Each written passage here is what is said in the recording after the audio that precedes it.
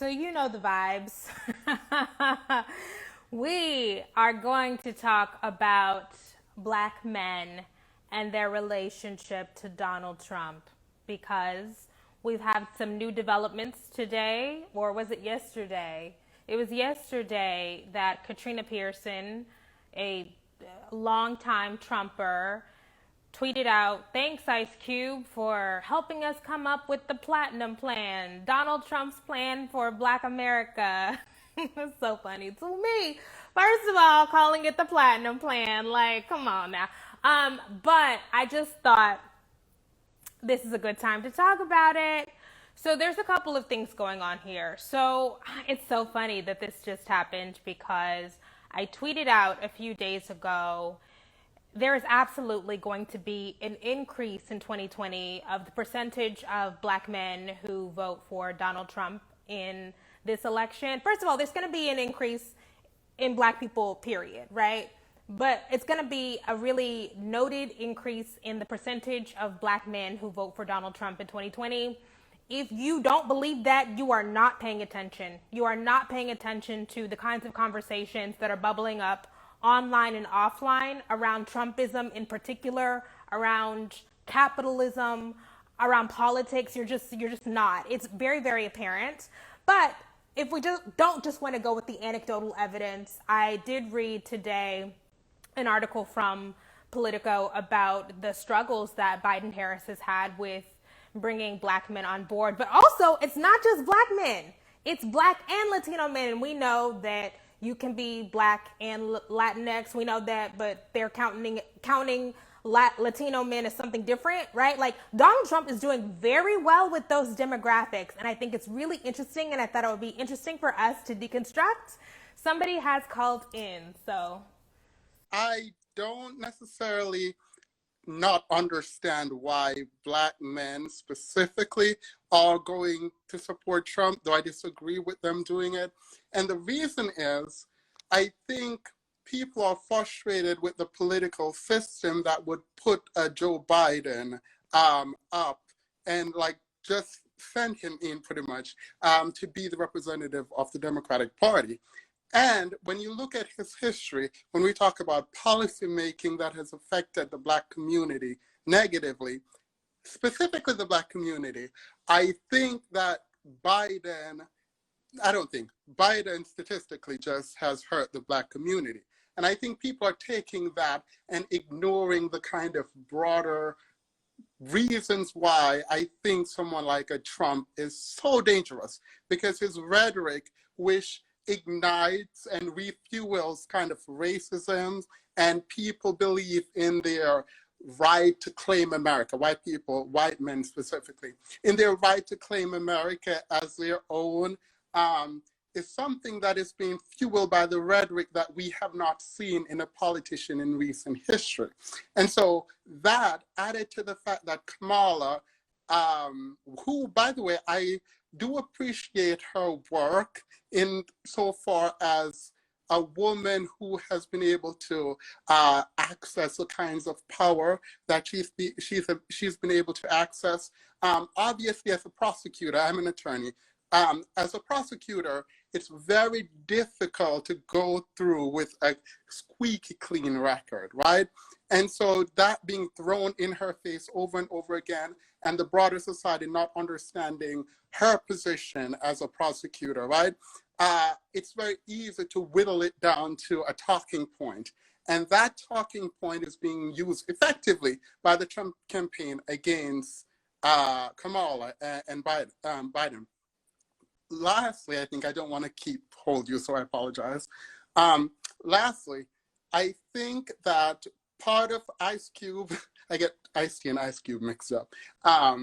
Part of something that we cannot ignore is the kind of complacency that exists when we talk about Black interaction with political parties. And I say that pointing specifically to the fact that Ice Cube did, in fact, I don't agree with the Platinum Plan, and we can get into why I don't agree with it, because I don't like these celebrities being representative of the Black community when, in fact, we have Black intellects who have actually done the work and are doing the work. But he did, in fact, go and shop his plan to the Democrats, who pretty much told him, yeah, we're going to do it, and ignored him. And then he went to Trump with his plan. And I think the reason Trump is willing to take the plan on and pretend like he's going to do anything with it is because it doesn't actually do much for the Black community. And it is part of the kind of pandering to the Black community that I literally don't understand how we cannot see through, right? The reality is, on the left, we're going to get neoliberal corporatism. On the right, we're going to get neoliberal corporatism.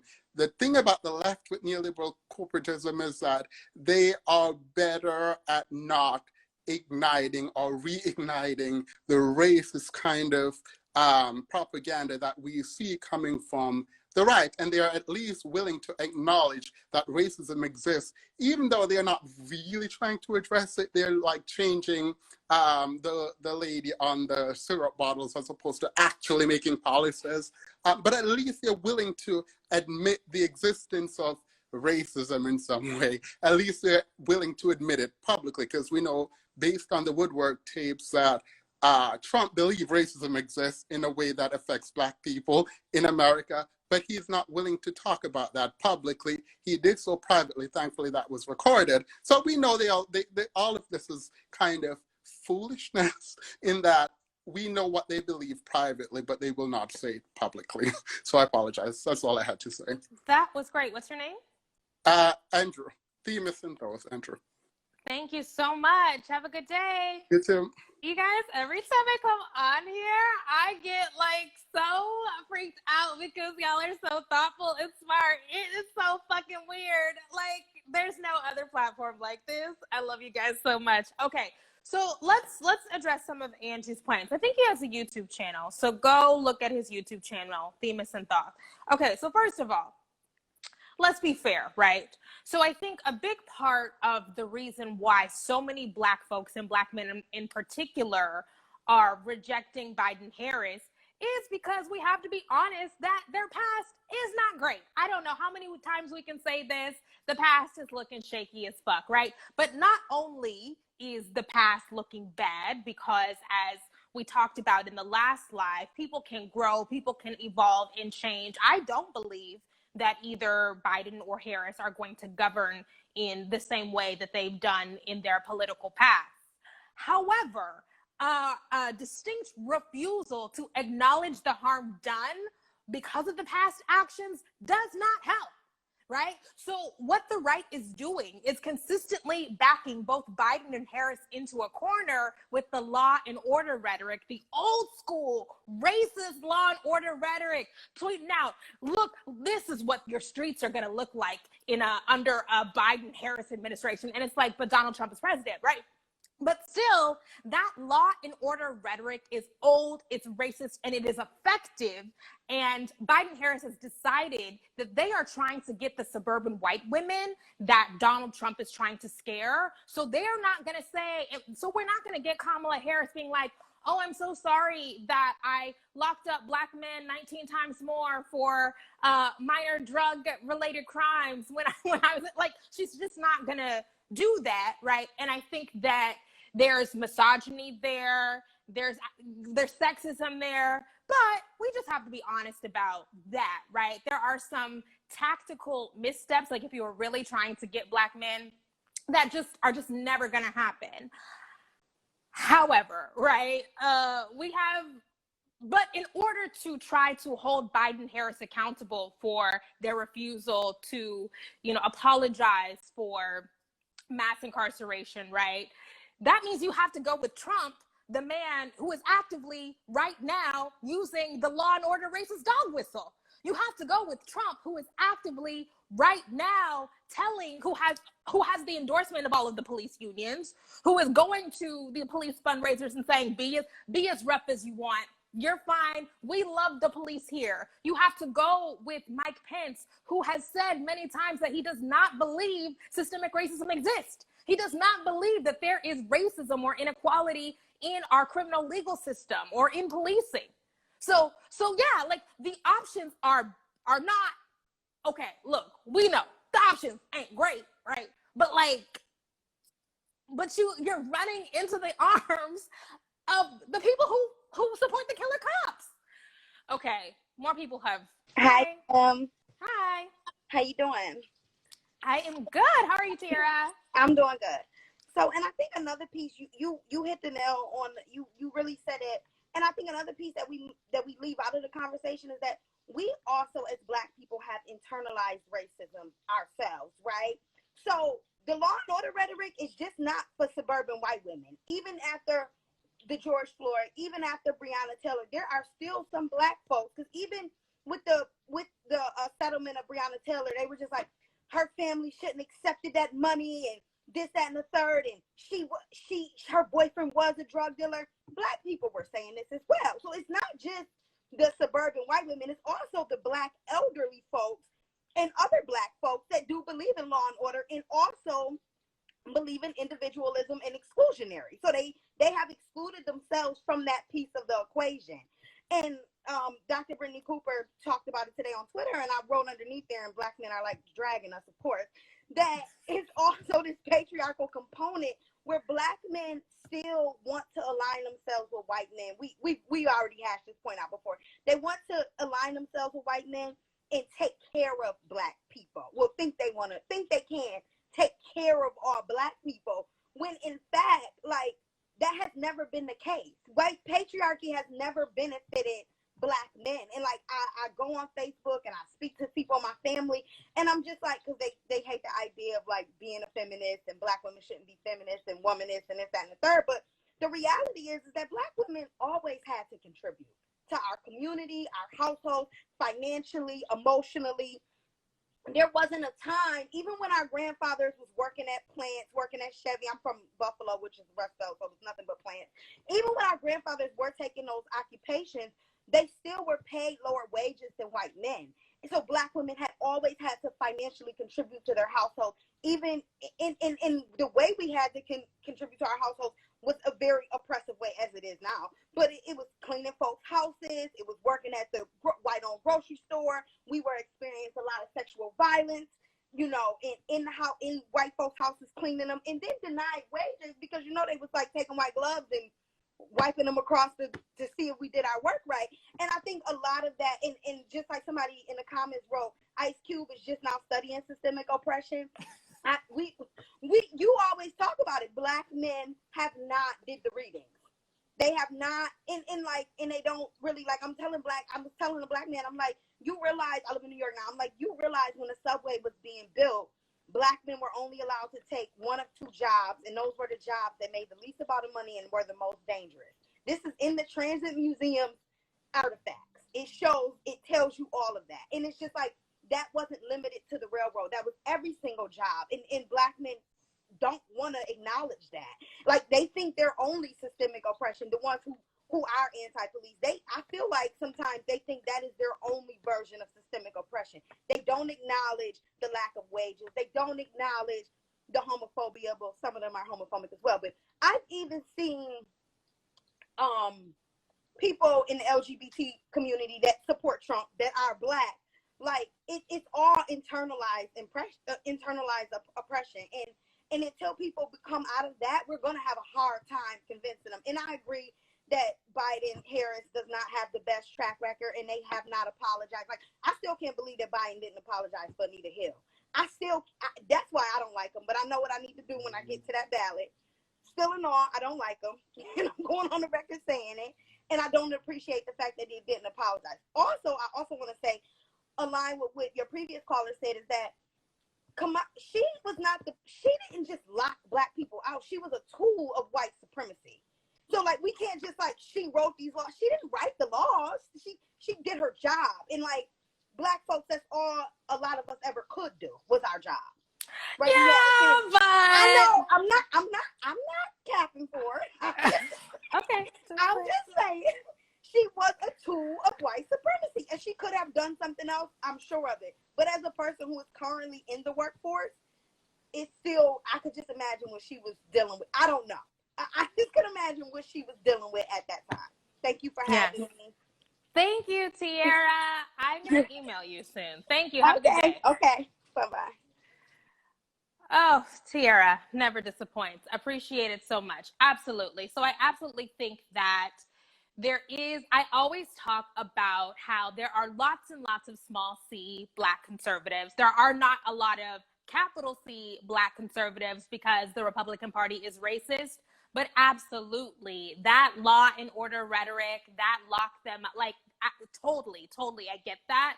And I also think that regards to the lack of political education that so many Black men have, and it's like, if you were to deeply invest in that political education, we would understand that the kind of individualism that you are embracing via your love of capitalism is not going to get you anywhere. These individual solutions about uplifting individuals and let's get money so we can own businesses. I'm like, bro, right? Like, it's quite sad, and it's quite sad. And I'm thinking of the Ice Cube example here. Something I thought about. So we haven't explained what Ice Cube did. So for the past, I don't know, 6 or 8 weeks, Ice Cube, member of the, I don't know, noted gangster rap group NWA, which was super misogynistic, by the way. I don't even know why we putting these niggas up on pedestals when we know that they only care about other Black men. But that's another live, right? So he came out and said, we need to demand something. We need to get something for our votes. And I'm looking at this man like, Negro, who are you? Who are you? Did I miss it when Ice Cube has become a deep investor in organizing, on the ground organizing in Black communities? Did I miss when Ice Cube made this dramatic turn to being an activist? When he wrote a book?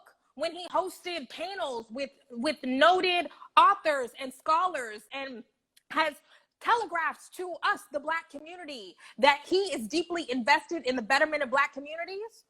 Or did he just wake up a couple of months ago and said, we need to demand something for our vote? Sir, it's an election year, okay? Sir, we've had 4 years of Trump for you to come out and talk about what Donald Trump needed to do for us.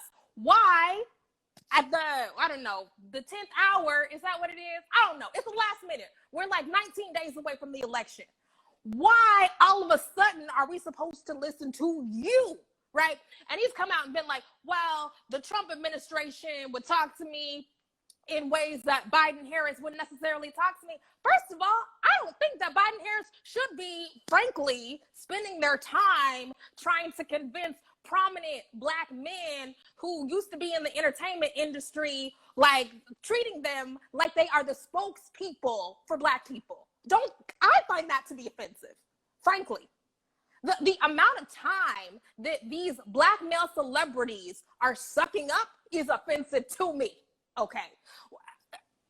Because we know how much work, how much time, how much energy so many other Black folks have been putting in over the last 4 years and longer into bettering Black communities, into creating policy that would improve the conditions of Black people in this country. And then all of a sudden, we get these Black men with large platforms who try to hold these politicians hostage and say, well, if you don't do what we want, sir, sit down. You do not speak for me. You do not speak for us, okay? Because Kimberly values knowledge. She values actual work, right? I value receipts. I'm not, who is lining up behind Ice Cube? What, like, who are you to try to draft a contract with Black America? And that is the other thing, right? We're gonna go to the arrogance part of this, right? So look, I'm not a shut up and dribble person. This is not a shut up and dribble rant, right? Because I do think that I appreciate when prominent Black folks, rich Black folks, use their time and their platforms and their energy to amplify ideas and policies and work that would actually help Black people. So that's not it. But I do think that if you are going to position yourself as a spokesman for Black people, it can't just be you, okay? Because you don't have no credentials, okay? You rap. What it needs to be is, let's bring in, and this is the thing about, this is why political education is important. Because when you invest in political education, you understand the value and the importance of collectivism. you understand that it is not just elevating a single person to be the person. You understand that it is about bringing in all different types of Black people. How many queer Black folks do you think Ice Cube is dealing with? How many trans Black folks do you think in that contract for Black America, in these talks that he is having with the Trump administration, who do you think that man is centering? Okay. So it is important for us to invest in collective action and reject this ideal of individualism, because we need all different types of people coming together so we can create a united front. If we are really going to petition Biden Harris or Trump Pence to do something for us, why is it just about you and your Instagram and your Twitter? What, that don't help me.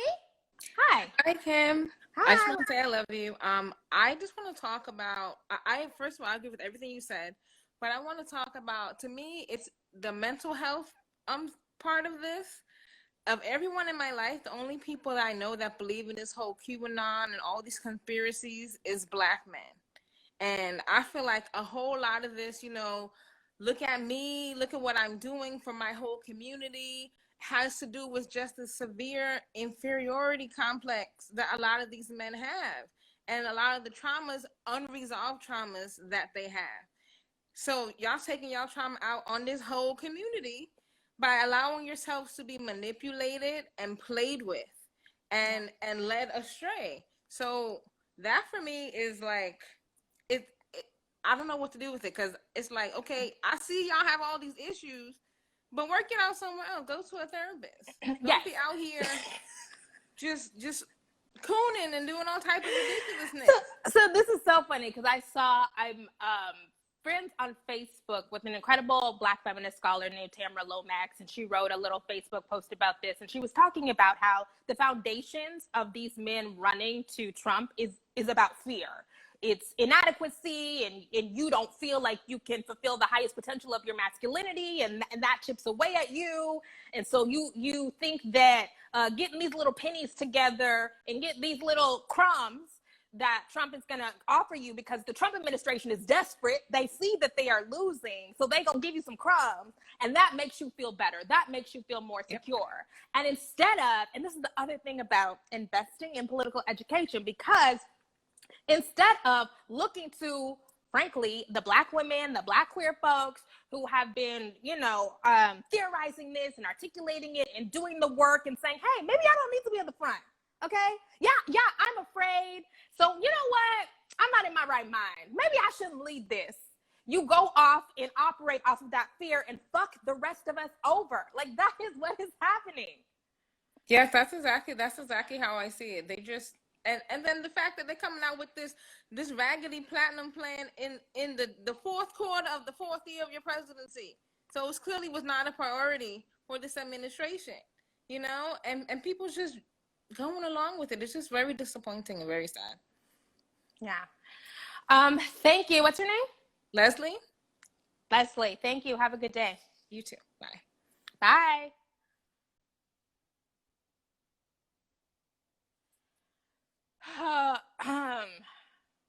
Okay.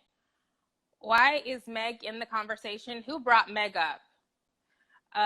Meg, first of all, I think that there are real differences between Meg Thee Stallion and Ice Cube, because Megan Thee Stallion has actually been intentional about helping women and bringing other women in and not centering herself and not centering her own needs.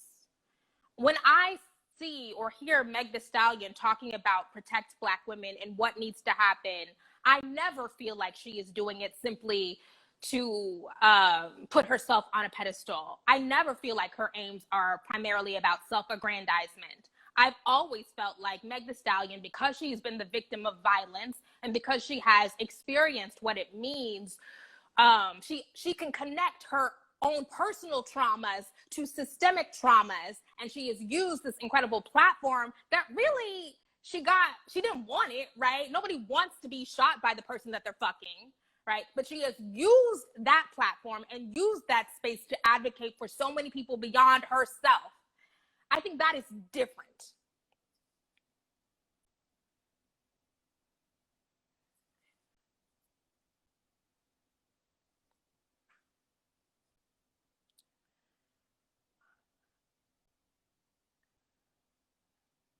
Next person. Okay, I don't know if it's gonna let you connect. We'll wait one more second. It's not working. Sorry. Cancel.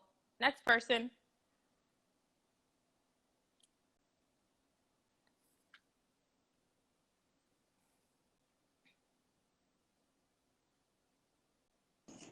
Hi. No, it's connected. Hello, hi Kim. I'm very new to your platform, but I do love a lot of the stuff you talk about.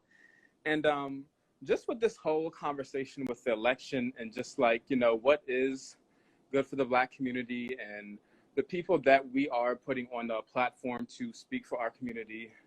I think a big issue is that we keep legitimizing these structures that have never worked for us, like as Black people and just like common people in general. And as Black people, we are so used to being exploited and so used to, living in this world of like capitalism and just sort of being at the bottom, that like we do genuinely believe that if we do play the game right, if we do sort of take on these roles that have, kind of been that have kind of been forced upon us through, white supremacy and patriarchy, that like, it will save us, when in reality, it's like it won't. And it just sucks that, the people that do have these platforms are people, like you said, have not done the reading, are not very educated. And, and it's sad that, we believe that these politicians use these people as, spokespersons for Black people, as if, we're all this one monolith, as if, we aren't divided, as if, we don't have a culture of being sort of educated on, what is the right path towards, liberation for Black people and all people, I agree.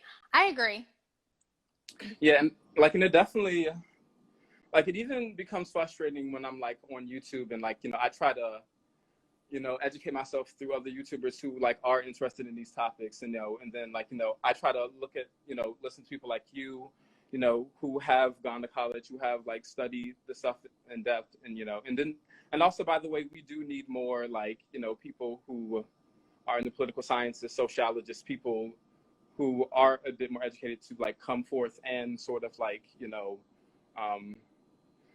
educate us on, steps towards this sort of like goal for Black liberation. And it, really frustrates me when there's also YouTubers that like, legitimize these structures of white supremacy as if, they are legitimate tools, when, we've seen time and time again, they're not. Yeah. Not going to call any specific YouTubers. So I think it is important for us to have lots of different conversations with lots of different kinds of people. So I'm a certain kind of person. I'm not a political scientist. I'm not a sociologist. I'm not an activist. Do not call me that. But I try to make sure that I'm reaching out to people who are doing that work, so that I'm just not out here looking crazy. Like, I think that it is important to invest in knowledge. I think it's important to invest in community and relationship. And I just feel like too often that work is not, the people who have the resources to do that work, they're not investing in that is ultimately really destructive. Like, yeah, and I definitely, I don't believe that, it's everybody's job, especially as Black people. It's not everyone's job to be an activist or, to necessarily, go to school to study these things. But also, if this is a topic or something that you're interested in, I do believe that it is important that you at least have sort of a basic understanding, or like you read up on the literature. Like, that's one thing I do commend you for. Like, you do go out and do your research and you'll share it in your videos. And like, I'm just like, yes, like, we need more people like this.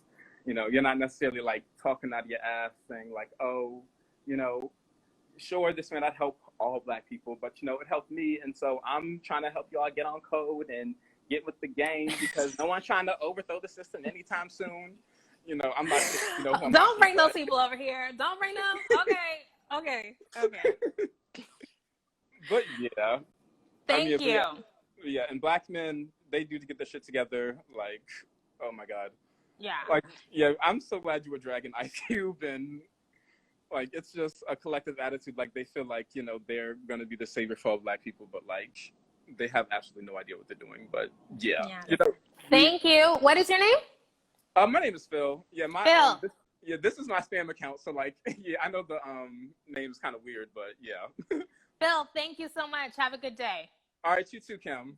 Bye-bye. Bye. So speaking of reading, when I was reading up about this today, I saw that the two issues that are primarily attracting Latino men, and actually, I mean, it's like Black and Latino men under 40. So these are young people, are the economy and criminal justice. And I thought that that was really interesting. I also thought I saw a stat in the Politico article that I was reading that in 2016, 8% of Black people under 35 voted for Trump. And in a recent poll, that was up to like 16%. So there's going to be a lot more Black people now voting for Donald Trump. That's just a thing. We all gonna know some Trump voters, okay? What else? Oh yeah. So this thing, you know what, Tierra, whom I love and adore, everybody follow Tierra. Way back, she talked about how so often Black men were operating from a space of trauma. And I think that that's come up with another caller here. And I do feel like this desire to transcend race and to overlook the overt racism and the law and order dog whistles and the complicity with the violence of policing, right, from the right, I do feel like it comes from a desire, like, you know, the I'm not Black, I'm OJ thing, right? Like, if you view Blackness as a burden, if you feel like Blackness is something to overcome, and then you try to present yourself as a spokesman for Black people, we are going to have some issues, because that kind of self-loathing is very apparent. It always comes out. Hey, Kim. Hi, Kashan. How are you? Good. It's good to see you again. Good to see you. What do you have? Okay, so I'm not very much a political, my wig is crooked. I'm not very much a political person, so I'm paying attention to what people who are in the know have to say on the subject. But one thing I've noticed in your live, just as I'm watching the comments, there is like some division trying to be sown here, and I kind of, first of all, I don't play about you, and I'm not feeling it shouldn't be Black men against Black women. It shouldn't be queer against straight. Look, we have to understand this. We have to understand that our voices in our community are regularly silenced. There are people who don't get to speak up. And right now with Ice Cube being a celeb who has not done the reading at all, not even 101 or 100 level reading at all. Him getting the space to say and do these things is not cool. And we have to acknowledge that he is being given this space first because he's a Black male, and secondly, because he's a millionaire. And also understand that he is willing to jockey with Trump and them because he is a millionaire, and a millionaire will always try to protect their own interests. He ain't like us. He looked like us. He looked like the homie. He been the homie in our mind. But believe me, he's been rich for a long time, and he has a lot to lose when there's not a president in power who's going to protect rich people. He just so happened to be Black in this instance. You know what I'm saying? So all that, it shouldn't be this against this. It is this against this because capitalism is it. But what we need to understand is capitalism is not ever, ever, ever going to save us, because if it did, we'd be saved by now. And we're not. We're still fighting for freedom. Freedom, not for the rights of a certain class of Black people, a certain gender of Black people, because if all of us ain't free, and that's starting from the bottom up, not from the top down. If all of us ain't free, all of us not going to get free. We ain't free.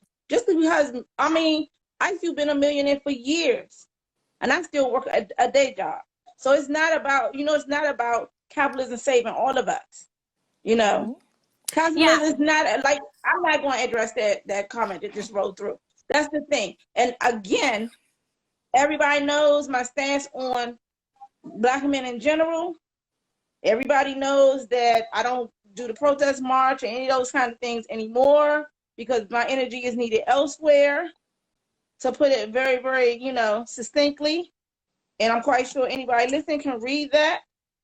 But we have to just understand that where he is not where we are. So for him to get up and act like he's representing all of us, it's just impossible. He can't because he's not where we are. He's just not where we are. And that's all I gotta say. And again, you know, I don't play about you. So when I see people coming through with the disrespect, I'm gonna say something. Thank you. I appreciate it. Also, you just launched your Black Girl Magic site again, right? I did just launch blackgirlsaremagic.com and go buy something. It's been wonderful opening week, and I'm hoping that everybody who wants to can go and cop a little something from the site. Blackgirlsaremagic.com. Yes, go. Blackgirlsaremagic.com. Don't forget the R part. The verb is important. Yes, blackgirlsaremagic.com. Buy some merch. Thank you. Have a good day. That's right. Bye-bye. Bye. Ooh, that almost just fell over. Okay, so look, I see it's y'all are more bothered by the negative comments than I am. It's an occupational hazard. I put my opinions out there and people are going to say their opinions back to me. That is the way that it goes. Look, I saw somebody on here say capitalism is not meant to save everybody. Yeah, that's kind of the fucking point. The point is that in a system in which we were the capital, in which we were the property, the means to acquire wealth, we are never going to achieve parity in that system. It is just not going to happen. And the people who are wholeheartedly endorsing capitalism as a salve, as a way to fix the problems in the Black community, they are acknowledging that they are okay sacrificing a portion of Black people. We understand that only a certain select few Black folks are really going to be able to be saved under the system of capitalism. So what you are saying to me, that you claim to be about all of Black people, you claim to be about the betterment of the Black community, but what you are actually saying is that you are okay sacrificing a quite significant portion of Black folks in this country to white supremacy. I'm not with that shit, right? Because I done the reading. I understand the outcomes. I see what is happening. And you know, it's so funny. I've been listening in on these conversations when people talk about Atlanta. Atlanta is the Black Mecca, and Atlanta has a Black mayor and Black police force. Atlanta has the highest income inequality in this country. It has the largest wealth gap in this country. So what does it mean that Atlanta is this Black Mecca and the Black millionaires can go there and you can open up a club when there are so many poor Black folks in Atlanta? Do you think those poor Black folks in Atlanta feel good because they can ride by a club and Black people own it? Like, come on, so anyways, and it's so people talk about, you know, the division, you know, I have to write notes. I'm not Amy Coney Barrett, you guys. I have to write down notes. But look, it's very obvious. I don't really give a fuck about this. Like, y'all know Kimberly do not give a fuck about the critique of this is divisive and it shouldn't be Black men about Black women. The fact of the matter is that we see many very prominent, very wealthy Black men out here looking crazy like this, moving crazy like this, and not just about the presidential election. It is a common occurrence. We do not see nearly, almost no prominent, rich Black women out here looking crazy like this. Why is that? Why is that? So yeah, it's not fun to acknowledge that there is something happening with cisgender, heterosexual, rich-ass Black men that is causing them to invest in systems that is hurting the rest of us. No, that's not fun. But the reality is that's what's happening. So what are we going to do to rectify that? Because that is far more harmful than the rest of us calling it out. Oh, no, it's me. Hi. It turned around. Can you see me? No.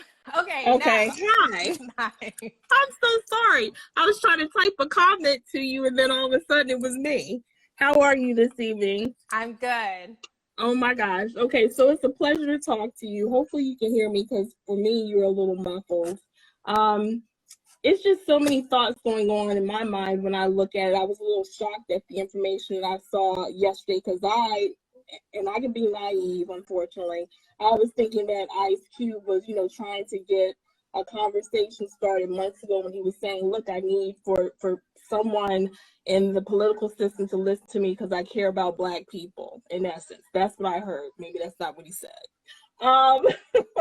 And so when I saw the news, I was just shocked and I was bothered, and I talked to some people. But then as I'm sitting here listening to all of you, the big thing is what you were alluding to and what some other people have alluded to is definitely I feel as though, and that's what I was typing, that some people, someone already mentioned this, have experienced trauma. They're looking for a father figure, so they feel for whatever reason that Trump is a father figure or can save them or what have you. And just like other people say, no, he cannot.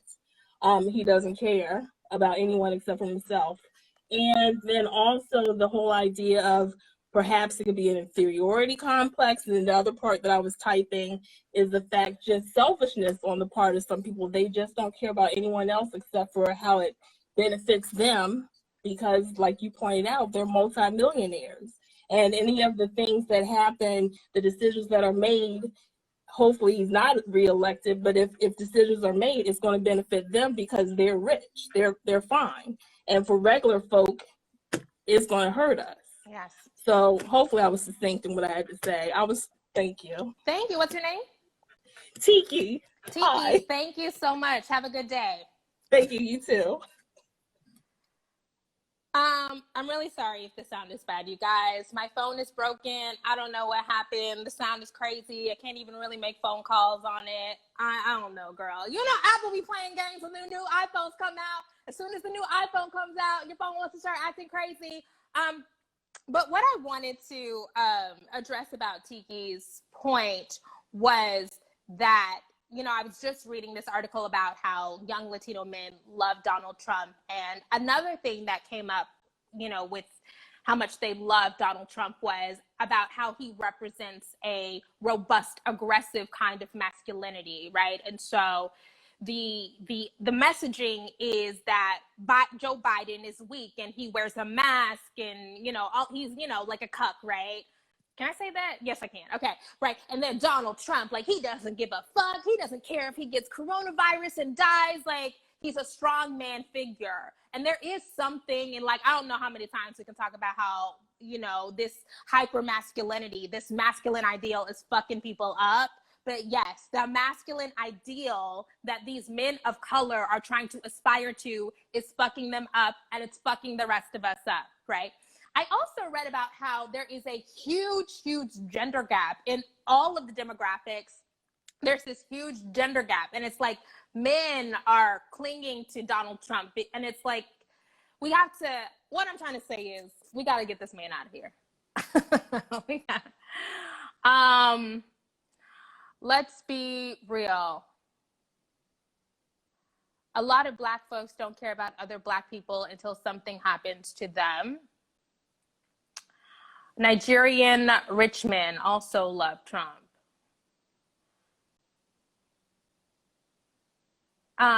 Your phone might be broken. Oh, you guys, thanks so much. I've had really some skin issues all through COVID. Okay, next person. We're gonna wrap this up soon. The sun's about to set. Hello. Hello. Can you hear me? Or is the music Yes. too loud? Okay, sweet. Big fan of your platform. Honestly, the biggest thing I would like to say is I'm an Afro-pessimist. Doubt I'm going to be voting. I don't see how you can vote yourself out of white supremacy, and no one has really articulated to me how that is possible. The biggest thing I would say in regards to Black men is there are a lot of platforms, not too unsimilar to yours, just kind of more hotep-y. And I don't know how they can have an articulation about white supremacy and then still love Trump. It's very hard for me to like create that sort of connection at all. I do Okay, think. can I just ask, have you heard somebody say that we're going to be able to vote ourselves out of white supremacy? Because I've never heard that, I don't think. I don't think anyone is telling me that we can vote ourselves out of white supremacy, but I do think the point is I think like if there's any political action Black folks are making, the point should be to end white supremacy, right? Like, what is if I'm voting for a better Black life? Do I see Joe Biden um, as a pathway or a stepping stone into that? I don't think so. Even the idea of me participating in a political system that is inherently white supremacist, for me to participate in an electoral college system that was, literally was formulated through the forced breeding of, African slaves, that just doesn't make any sense to me. So I just think voting in general, I don't see it as a pathway to ending anything. Okay. Do you think that it's possible? Do you think that it's possible that life under one presidency might be worse than life under another presidency? Maybe. I think of Biden's history, and I don't even have to think about his history necessarily to even make this sort of assertion. But when you watch his tape of him introducing the crime bill, it doesn't sound any different from a KKK member to me. If you watch his speech introducing that legislation that was enacted that got Black folks into jails, he is making these very heinous assertions of like Black folks being non-human, and I can't participate in that. It's very hard for me to participate in that. I don't necessarily think we are necessarily ready for any sort of like violent revolution. I think someone made that comment, but I do think strategizing outside of the systems white people created can be way more impactful for us. I think of Malcolm X and Martin Luther King, and I think about how like they needed each other. Would white politicians, would they have legitimized Martin Luther King if there wasn't a Black militancy threat? I'm not sure. Because right now, what we're doing when we protest is we're legitimately just asking our white oppressors who are imperialistic, colonial, white supremacists, out of the, generosity of their hearts to endow us with justice, without a Black militancy threat. And I don't think that's going to be impactful for us whatsoever. I think we need to strategize outside of the system. I think that's very important. Can I ask what work you're doing to strategize outside of the system? Yeah, I'm actually very inspired by your platform, actually. And I'm trying to start my own media company in which I kind of make Black radical theory, Black revolutionary theory more accessible for Black people moving forward. I think we have a miseducation, just to put it lightly. And I think when more people are introduced to Black radical theory and it's not within the context of academia, I think more people will come to similar conclusions that I have. So, okay, what's your name? Emeka. So here's the thing, right?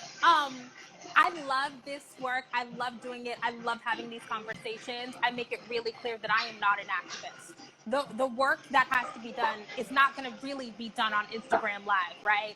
And so when I'm asking about what work are you doing outside of voting, which generally is the bare minimum that most people actually participate in, I was expecting you to say like, I'm organizing, I'm creating a program, I'm working with people, right? Because I think obviously, everybody knows, I think political education is important. But political education is not materially altering the lives of Black people. That's why I do advocate for people doing the work that will actually change material conditions. And maybe that starts with education, but it can't end with education. And I think for a lot of people are viewing voting as a way so that they don't have to live under the horrible, potentially catastrophic material conditions that a Trump presidency would usher in. But I'm not trying to change your mind. I'm just trying to put that out there. No, and I agree with you. I wouldn't even suggest that education is the end all be all. But I don't like the idea of people protesting, for example, exposing themselves to COVID, exposing themselves to rubber bullets that can take their eyes out, and they don't have an understanding as to why it is important or why a protest would even strategically lead us to a revolutionary end. I think education comes first before anything else. I I think agree. a I agree. revolutionary continuity of the things that has happened beforehand can lead us to better answers. I think we're asking wrong questions. And I think when we have a better understanding of where we are, who we are, is it even pathological for Black people to even be in the United States to begin with, period, then I think we can have better eyes and then better answers to answer the problems that we have facing us today. I mean, I'm not disagreeing with you. That's why I spend all of my time doing this. All I would say is like the Black Panthers had a really robust educational program, and they also had social programs in communities. So anyways, that's it. Thank you so much for calling in. Have a good day. I'm not trying to drag nobody. I just have questions. That's all. I appreciate anybody who I appreciate anybody who calls in. I just have questions.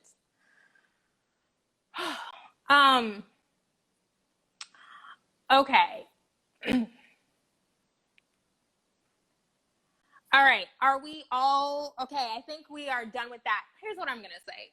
In fact, I'm going to invite Amber on here. Y'all know I am obsessed with my friend Amber. She's been on here and she's very like, fuck this system. Don't participate in it. I'm going to invite her on here so we can have a conversation. Here's what I'm going to say about this.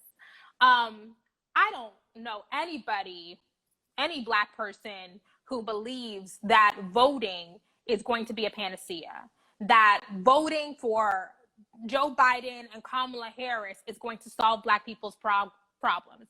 I'm not even sure if I know a whole lot of Black people who believe that life for Black people as a whole is going to marginally improve just because we vote for Biden Harris.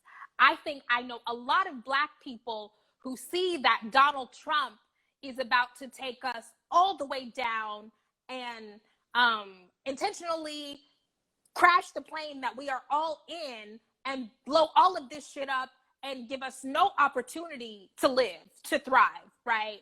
To like do the organizing that we need to do to improve all of our lives and our material conditions.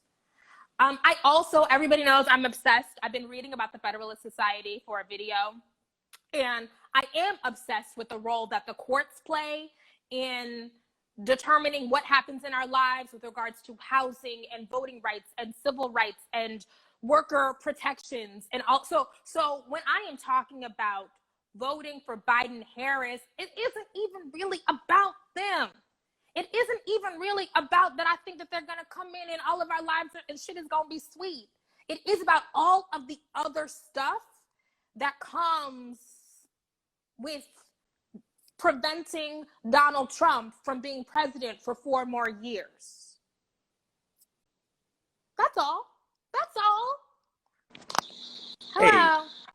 Hey, my name is Miguel. I just wanted to say a couple points. I think that it's super important to recognize that while a vote for Biden is a vote against fascism, I think it's really important to look at some of Donald Trump's rhetoric. He had a speech recently where it was about education and how he wanted to create a patriotic education. And if you look at that speech, and actually I looked at Umberto Eco's 14 Points of Fascism, and he had a lot of those points in that speech. It was like, we will raise your kids to be heroes, and like the cult of the military. And it was like, it's super scary if you like look at some of Donald Trump's rhetoric, and that's the rhetoric now. When he has, we need to think about the rhetoric in 4 years when he doesn't have to cope with re-election. I live in the middle of the suburbs. This is like hella Trump country, and I see it like all around me. Like people are getting so emboldened. Like I had a kid yell at me about wearing a mask, and like the type of political climate where kids are allowed, or think it's like okay to yell at adults, like it's scary. It's getting scary. Yeah. And we are much better equipped to fight neoliberal corporatism than fascism. Like, we're not there yet. So a vote for Biden Harris is a vote to like postpone things so we can get our shit together. Like, real talk. Yeah, I agree with you. What's your name? Miguel. Miguel, I agree with that. And, you know, somebody said Black people are voting out of fear as usual. And, like, I don't know what to tell you. Like, we're in a really shitty system. It's a binary. There's a binary choice right now. And so it's going to be one or the other. And I don't really know how to, like, explain that any better. But, yeah, like, I think that the stuff that Trump has been saying about critical race theory, the Trump that he says about the overtly xenophobic stuff, right? Like that creates a society, that creates a country where, oh my gosh, I haven't even talked on this platform about the militiamen, right, from Michigan who are planning to kidnap the governor of Michigan, and then they found out that they were planning to kidnap the governor of Virginia, right? Like that kind of violence, right? Enabling and promoting, like that is scary to me. I'm okay to say that that's scary to me. And it's so funny to me because there's a certain subsection of people, white or Black, that will talk about revolution. And it's like, do you know what plants are edible? Do you know how to tie a tourniquet? Do you know any basic like survival? Like, no, you don't. So like, do you know how to grow food, right? Like, do you know how to purify water? No, we don't. And it's so strange to me because like, if you, I'm a linguistics major, so I'm really into language. I'm really into analyzing that kind of thing. If you just print off some of Donald Trump's speeches and compare it to like Hitler, Mussolini, they're very similar. Like some of the points they go over, it's scary similar. So I would just encourage everyone to get out there and vote if you can, just to delay the worst parts of white supremacy. Yeah, I agree with you, Miguel. Thank you so much for calling in. Of course. Thanks for having me. Oh, you guys are so interesting and thoughtful. The sun is setting, so I have to go. We have, 18 more days of this, 19 more days of this shit. I'm encouraging people to vote. You do what you want to do, but I am encouraging people to vote. That's all I have. I will make sure to invite Amber on here because she will say something completely different. That's it. Have a good day. Bye.